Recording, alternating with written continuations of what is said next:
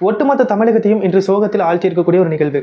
கடந்த ஜூலை மாதம் 27ஆம் தேதி ஆணவ படுகொலை செய்யப்பட்ட இளைஞர் கவின் செல்வகணேஷ் அவருடைய உடல் இன்றைக்கு நல்லடக்கம் செய்யப்பட உள்ளது.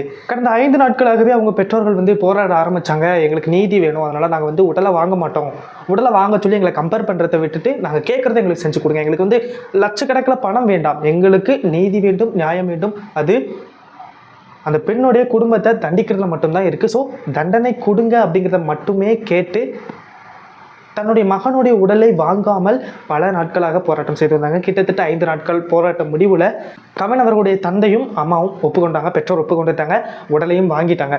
இன்றைக்கு அதாவது வெள்ளிக்கிழமை ஆகஸ்ட் 1ஆம் தேதி கவின் அவர்களுடைய உடல் நல்லடக்கம் செய்யப்பட இருக்கிறது.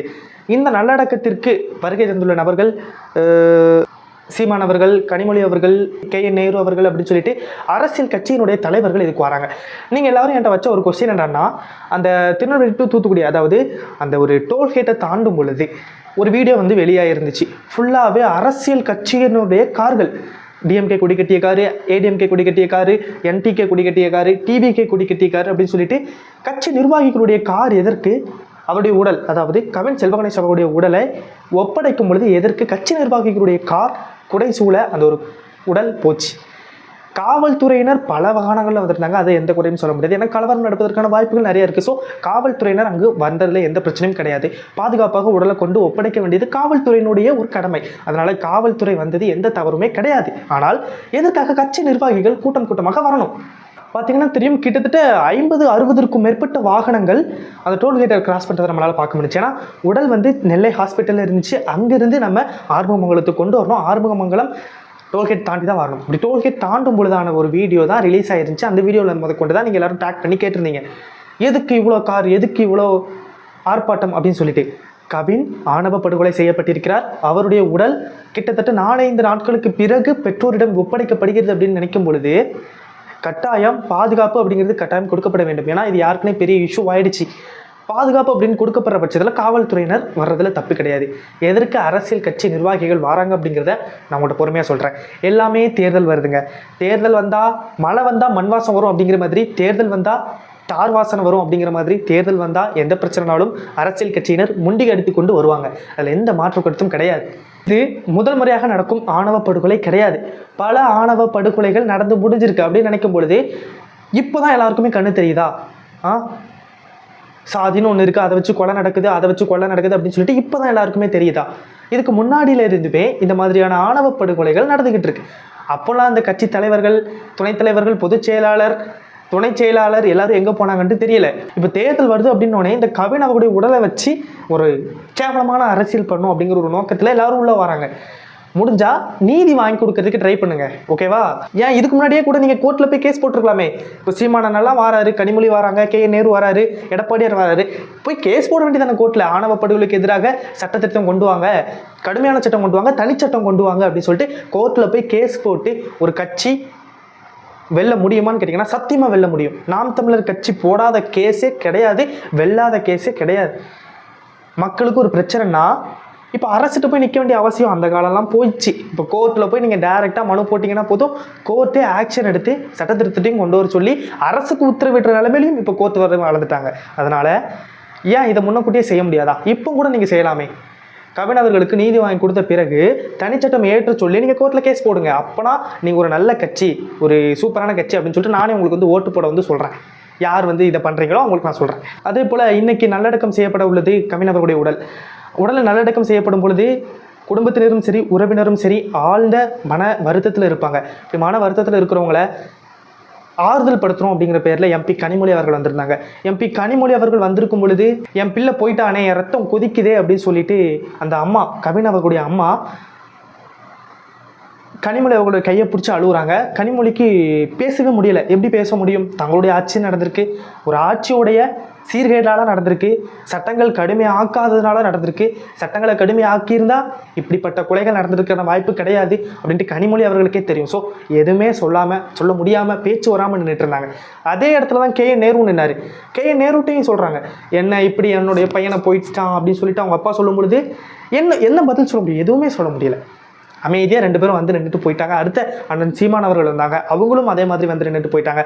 அதற்கப்புறம் உடலை வாங்க போகிறதுக்கு முன்னாடி கவின் அவர்களுடைய தந்தை சொன்ன ஒரு மிகப்பெரிய வார்த்தை, நான் வந்து அப்பா அம்மாவை கைது பண்ணணும்னு கேட்டிருந்தீங்க, தந்தையை கைது பண்ணிட்டீங்க, அந்த அம்மா இன்னும் கைது பண்ணல, கிருஷ்ணகுமாரியை இன்னும் வரை நீங்கள் கைது பண்ணல, அதை தான் நீங்கள் பண்ணலை, நான் பாடியை வாங்கிக்கிறேன். 2 பேரையும் காவல்துறையிலேருந்து சஸ்பெண்ட் செய்யுங்க, டிஸ்மிஸ் செய்யுங்க, சஸ்பெண்ட்லாம் வேண்டாம், டிஸ்மிஸ். 2 பேரையும் காவல் பணி செய்ய விடாமல் நீங்கள் தடுக்கணும். அப்போனா தான் இந்த பாளையங்கோட்டையும் உருப்பிடும், என்னுடைய பையன் செத்ததுக்கும் ஒரு நல்ல நீதி கிடைக்கும். இவங்க இன்னும் காவல் பணியிலே இருந்தாங்க அப்படின்னா என்னுடைய பையனுக்கான நீதி கிடைக்கிறதுக்கான வாய்ப்பு சுத்தமாக கிடையாது. உயர் பதவியில் இருக்கிறாங்க, பணம் இருக்குது, அழகாக கேஸை உடச்சி விட்டு போயிட்டே இருப்பாங்க, கேஸை டைவர்ட் பண்ணிடுவாங்க. ஏன்னா யாருக்குனவே ஒரு அவங்க சுபாஷினிகிட்ட போய், அதாவது கவின் அவர்களுடைய காதலிகிட்ட போய் கேட்கும் பொழுது காதலி சொன்ன விஷயம், நான் கவினை காதலிக்கல அப்படின்னு சொன்னாங்க. அதுக்கப்புறம் புதுசாக ஒரு கதை கட்டி, இல்லை நாங்கள் காதலிச்சோம், டைம் வேணுங்கிறதுனால எங்கள் அப்பாட்ட அப்போதைக்கு நான் காதலிக்கலன்னு சொல்லியிருந்தேன், அந்த விஷயத்தை அப்பா லீக் பண்ணாங்க இப்போ அப்படின்னு சொல்லிட்டு ஒரு ட்ராமா பண்ணாங்க. ஸோ இதை எப்படி வேணால் டைவர்ட் பண்ணி கொண்டு போயிடுவாங்க. அதனால் 2 பேரும் காவல் பணியில் இருந்து இந்த கேஸில் தலையிடாத அளவுக்கு நீக்கிடணும் அப்படிங்கிறத மட்டும் அவருடைய தந்தை கோரிக்கையாக வச்சு, என்னுடைய பையனுடைய உடலை நான் வாங்கிக்கிறேன், நல்லடக்கம் செய்ய அனுமதிக்கிறேன் அப்படின்னு சொல்லிட்டு பையனுடைய உடலை வாங்கிட்டு சொந்த ஊருக்கு வந்து இன்றைக்கு நல்லபடியாக நல்லடக்கம் நடந்து கொண்டிருக்கிறது. இந்த கட்டத்தில் இன்றைக்கி எத்தனாம் தேதி பார்த்திங்கன்னா ஆகஸ்ட் 1, இந்த டிசிஎஸ் அதாவது ஐடி கம்பெனியில் அவர் ஒர்க் பண்ணியிருந்தார் கவின் அவர்கள். அவருடைய லாஸ்ட் சேலரி இன்றைக்கி தான் கிரெடிட் ஆகுது. 30 நாள் முடிஞ்சு, இன்றைக்கி 1ஆம் தேதி சம்பளம் போடணும். இன்றைக்கி 1ஆம் தேதி அவருடைய சம்பளத்தை, அவர் வேலை பார்த்த சம்பளத்தை வாங்குறதுக்கு கூட அவர் இல்லை. அந்த கம்பெனியில் அவர் வேலை பார்த்தாரு, தன்னுடைய மகன் உழைச்ச கடைசி காசு இன்றைக்கி தான் அவங்க குடும்பத்துடைய கைக்கு போய் சேருது. சேர வேண்டிய நாளில் அவரும் மேலே போய் சேரார் அப்படின்னு நினைக்கும் போது அந்த குடும்பத்தில் உள்ளவங்களுக்கு எவ்வளவு கொந்தளிப்பாக இருக்கும்ட்டு ஒவ்வொருத்தரும் நினச்சி பார்க்க வேண்டும். இதற்கெல்லாம் முழுக்க முழுக்க காரணம் யாருன்னு கேட்டிங்கன்னா தமிழக அரசு, தமிழக அரசு, தமிழக அரசு. இன்றைக்கு கவின் அவருடைய குடும்பம் படுகின்ற அனைத்து துன்பங்களுக்கும், துயரங்களுக்கும், கஷ்டங்களுக்கும் எல்லாத்துக்கும் காரணம் தமிழ்நாடு அரசு மட்டுமே. ஏன்னா சட்டங்கள் கடுமையாக இருந்துச்சு, சட்டத்துடைய ஓட்டையிலேருந்து யாரும் வெளியே வர முடியலை அப்படிங்கிற பட்சத்தில் இந்த மாதிரியான கொலைகள் செய்கிறதுக்கு தயங்குவாங்க. எந்தவித தயக்கமும் இல்லாமல் ஒரு 21 வயது இளைஞர் இந்த மாதிரியான தவறு பண்ணுறாரு அப்படின்னா அதற்கு காரணம் முழுக்க முழுக்க அரசு மட்டுமே. அரசுடைய சட்டங்கள் இன்னும் கடுமையாக்கப்பட வேண்டும். ஆணவ படுகொலைகளுக்கு எதிரான தனிச்சட்ட பிரிவை அரசு ஏற்ற வேண்டும் அப்படிங்கிறதான் இன்றைக்கி எல்லாருடைய கோரிக்கை. இந்த கோரிக்கை விரைவில் நிறைவேற்றப்பட வேண்டும். இல்லாட்டி இன்னும் 4 கொலைகள் நடந்தால் தான் நிறைவேற்றுவீங்களா அப்படிங்கிற சந்தேகமும் இருக்குது, எல்லார் மனசுலேயும் இருக்குது. இனிமேலாவது ஒரு சட்டம் கொண்டு வருவீங்களா அப்படின்ட்டு. இன்றைக்கு சட்ட ஒழுங்கு அவ்வளவு சீர்குலைஞ்சு போயிருக்குன்னா அதுக்கு காரணம் தமிழ்நாடு அரசு. பல இடத்துல பல கோடி ரூபாய் கொள்ளடிச்சிட்டிங்க, அதெல்லாம் கூட ஓரளவு பொறுத்து போயாச்சு. கொள்ளடிச்சிட்டிங்கல்ல, அந்த பணத்திலேருந்து உங்களை செய்ய சொல்லலை யாருமே. உங்களுக்கு கவர்மெண்ட் கொடுத்த அந்த ஒரு கஜானாவில் இருக்கக்கூடிய பணத்திலேயாவது ஒரு நல்ல சட்டத்தை இயற்றுறதுக்கு எதுக்குங்க பணம் தேவை? ஒரு நல்ல சட்டத்தை நீங்கள் இயற்றலாமே, அழகாக இயற்றலாமே. ஒன்றிய அரசும் பதில் சொல்ல மாட்டேங்குது, மாநில அரசும் நீங்கள் சைலண்ட்டாக இருந்தீங்க அப்படின்னா என்ன அர்த்தம்? அப்புறம் இதுக்கு மாநில அரசுன்னு இருக்கிறீங்க. எல்லாமே ஒன்றிய அரசு தான் நிதியும் தரணும், ஒன்றிய அரசு தான் எல்லா சட்டமும் ஏற்றணும் அப்படின்னா மாநில அரசு எதுக்கு? மாநில அரசு கிட்டத்தட்ட 40 எம்பிகள் நீங்கள் வச்சுருக்கீங்க, கையில் கொத்தா வச்சுருக்கிறீங்க. போய் பார்லிமெண்ட்டில் போய் கத்துங்கன்னு நான் சொல்கிறேன், கதருங்க நான் சொல்கிறேன். அதாவது 2020க்கு முன்னாடியிலலாம் சட்டையை கிழிச்சிட்டு வெளியே வந்தார் ஒருத்தர் நம்ம லோக்கல் அசம்பிளியில் இருந்து. அந்த மாதிரி சட்டையை கிழிச்சிட்டு 40 எம்பி வெளியே வர சொல்லுங்கள் பார்லிமெண்ட்லேருந்து. எதுக்குங்க நிற்கணும் பார்லிமெண்ட்டில்? சட்டத்தை 40 எம்பி வச்சுக்கிற ஒரு மாநிலத்துடைய சட்டத்தை ஒன்றிய அரசு ஏற்றலை அப்படின்னு இருக்கும்போது, ஒன்றிய அரசு ஒரு கல்விக்கான நிதி தரலாம் அப்படின்னு இருக்கும்போது, ஒன்றிய அரசு நீங்கள் இங்கேருந்து கேவலப்படுத்திட்டும் ஒன்றிய அரசுக்கு ஓட்டு போடாமல் இருங்க அப்படின்ட்டு மட்டும் சொல்லிட்டு இருக்கிறத விட அங்கே ஆக்ஷனை காட்டுங்க அப்படின்ட்டு நான் சொல்கிறேன். புரியலையா? அங்கே பார்லிமெண்ட்டில் நீங்கள் ஆக்ஷன் காட்டுங்க. இன்றைக்கு ஐயா திருமாவளவன் அவருடைய குரல் பார்லிமெண்ட் வரை கேட்கும். கவின் அப்படிங்கிற ஒரு குரல், அப்படிங்கிற ஒரு வார்த்தை பார்லிமெண்ட்லேயும் ஒழிக்கும் அப்படின்ட்டு கவினுடைய அப்பா சொல்லியிருந்தாங்க. பார்லிமெண்ட்டில் ஒழிச்சா மட்டும் பத்தாது, சட்ட திருத்தம் கொண்டு வரணும். கவின் தான் லாஸ்ட்டாக இருக்கணும், அடுத்த பின்னாடி யாரும் வரக்கூடாது. அப்படிங்கிறதுக்காண்டி சட்ட திருத்தம் கொண்டு வந்தாகணும். அதற்கு 40 எம்பிகளும் போராடுறதுல தப்பே கிடையாதுன்னு தான் நான் சொல்லுவேன். அதாவது இந்த தூத்துக்குடி விமான விரிவாக்க பணி, அந்த பணிக்கு கொஞ்சம் காசு வரலை அப்படின்னு சொல்லிட்டு கனிமொழி பார்லிமெண்ட்டில் போய் கதறுன்னு கதறினாங்க, லெஃப்ட் அண்ட் ரைட் வாங்கினாங்க. அந்த மாதிரி லெஃப்ட் அண்ட் ரைட் இந்த விஷயத்தில் வாங்க முடியாதா அப்படிங்கிறதான் இப்போ என்னுடைய கொஸ்டின்.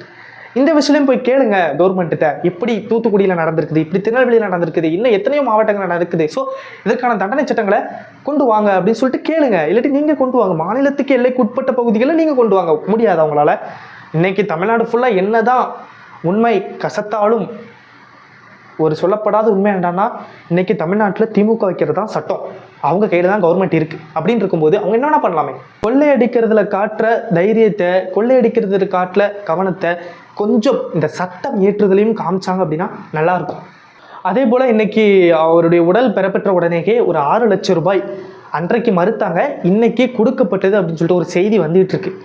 அந்த 6 லட்சம் ரூபாய் வேண்டாம், வேணும், உங்களுக்கு கண்டிப்பாக உங்கள் கஜானாவில் நிறைய பணம் இருக்குது அப்படின்னா நீங்கள் பணம் கொடுக்கணும்னா, இன்றைக்கு கவின் அவர்கள் வருடத்திற்கு 12 லட்சம் ரூபாயிலேருந்து 18 லட்சம் ரூபாய் வரை சம்பளம் வாங்குறாரு. 18 லட்ச ரூபாய்னு 15 லட்ச ரூபான்னு வச்சுக்கிடுவோம். 15 லட்ச ரூபாய் இன்ட்டு 40 வருஷத்துக்கு மேலே இன்னும் ஒரு தாராளமாக ஒர்க் பண்ணுறாரு. இன்றைக்கி அவருக்கு ஒரு வயசு இருக்குன்னா, ஒரு இளைஞராக இருக்கார் அப்படின்னா கிட்டத்தட்ட ஒரு 60 வயசு வரை ஒர்க் பண்ணுவார். ஒரு 40 வருஷம் இந்த 18 லட்சத்தை அப்படியே பெருக்கி போட்டு ஒரு 40 வருஷத்துக்கு அதை இன்ட்டு பண்ணி போட்டு ஒரு நம்ம எவ்வளோ ஒரு 9 கோடி வரும்னு நினைக்கிறேன். அந்த 9 கோடியை உங்களால் கொடுக்க முடியுமா? அதுதான் அவருடைய லைஃப் டைம் செட்டில்மெண்ட்டு. பேரண்ட்ஸுக்கு அதை உங்களால் கொடுக்க முடியுமா கேட்குறேன். சும்மா பணம் கொடுத்து வாயடைக்கிறதுல எந்த மேட்டரும் கிடையாது. ஏற்கனவே பணம் வேண்டாம்னு சொல்லிட்டாங்க, நீதி வேண்டும் அப்படின்ட்டு சொல்லிட்டாங்க.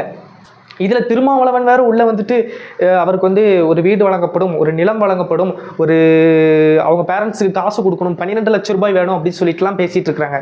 அதெல்லாம் சொல்லி கவர்மெண்ட்டில் வலியுறுத்துறேன் அப்படின்னு சொல்கிறாங்க. கூட்டணி கட்சியில் திருமாவளவன் இருக்கிறாங்க அப்படிங்கிற பட்சத்தில் திருமாவளவனே போய் சொல்லலாம், சட்டம் ஏற்றுங்க அப்படின்னு சொல்லலாம். அதாவது காசு கொடுங்க, நிலம் கொடுங்க, வீடு கொடுங்க அப்படின்னு மட்டும் கேட்கறதுக்கு திருமாவளவனுக்கு அதிகாரம் இருக்குது அப்படின்னா, சட்டம் ஏற்றுங்க அப்படின்னு சொல்கிறதுக்கும் அதிகாரம் இருக்குது. இந்த வீடு, நிலம், காசு அப்படின்னா இந்த ஒரு கேஸை க்ளோஸ் பண்ணுறதுக்கான ஒரு வழி. ஆனால் பின்னாடி அடுத்த கேஸ் வராமல் இருக்கணும்னா அதற்கான வழி சட்டங்கள் கடுமையாக்கப்பட வேண்டும். அது திருமாவளவன் அவர்களுக்கு நல்லாவே தெரியும். ஏன் அதை பண்ண மாட்டாங்கன்னு தான் எனக்கு தெரியல. ஸோ மக்களே, ஆணவ படுகொலைக்கு எதிராக என்ன சட்டத்தை ஏற்றுனா இந்த கொலைகள்லாம் நடக்காமல் இருக்கும் அப்படிங்கிறத பற்றி உங்கள் கருத்தை நீங்கள் மறக்காமல் கமெண்ட்டில் சொல்லுங்கள். ஏன்னா உங்களுடைய கருத்துக்கள் வரவேற்கப்படுகின்றன. இந்த வீடியோ அவ்வளோதாங்க. கவின் அவர்களுடைய ஆத்மா சாந்தி அடைய நம்ம சேனல் சார்பாக வேண்டிக் கொள்கிறோம். நீங்களும் வேண்டிக் கொள்ளுங்கள். கவின்ட்ட எல்லாமே இருந்துச்சு, சொத்து இருந்துச்சு, பேர் இருந்துச்சு, புகழ் இருந்துச்சு, பணம் இருந்துச்சு, பதவி இருந்துச்சு, எல்லாமே இருந்தும் காதல் அப்படிங்கிற ஒன்றால் இன்றைக்கி உயிரிழந்திருக்கிறாரு. அவரை பற்றிய உங்களுடைய கருத்தையும் கமெண்ட்டில் சொல்லுங்கள். அதே போல் இந்த கொலைகளுக்கு எந்த தண்டனை கொடுக்கலாம் அப்படிங்கிறத பற்றி உங்கள் கருத்தையும் மறக்காமல் கமெண்ட்டில் சொல்லிட்டு போங்க. இந்த வீடியோ அவ்வளோதாங்க. தமிழ்நாட்டிலும் இந்தியாவில் நடக்கிற நிறைய விஷயங்கள் பற்றி உங்களுக்கு தெளிவாக நடத்தப்பட்டு இருக்கீங்களா? Don't worry guys, Premkumar is here. Subscribe பண்ணி வச்சுக்கோங்க. நான் உங்களை அடுத்த வீடியோவில் சந்திக்கிறேன். Tata, bye bye.